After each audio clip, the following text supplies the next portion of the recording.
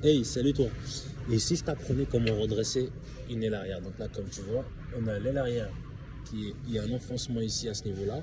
Du coup, on a la porte, mais la porte, on va la laisser pour après. Donc là, on va faire l'aile arrière. Et là, comme tu vois, on va commencer par ressortir l'arête qui est ici, avant de toucher ici.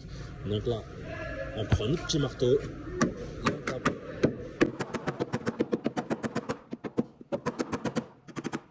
Donc là, comme tu vois, mon arête, elle est revenue en ligne. Donc là, on va venir travailler ici.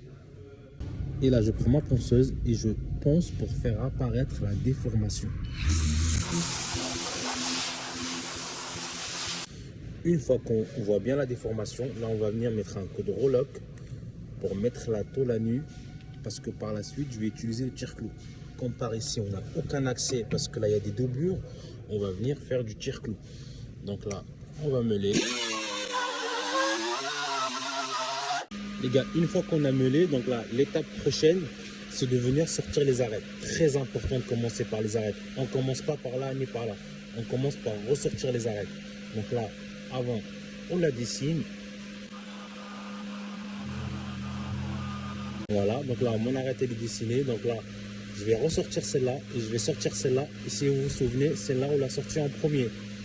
Et après, on va venir travailler autour. Une fois que nos arêtes seront sorties, très important de commencer sur les arêtes. N'importe quel choc. Les gars, je suis désolé, j'ai pas pu vous filmer quand je faisais du tire-clou. J'ai eu pas mal de boulot, donc j'ai pas le temps de filmer.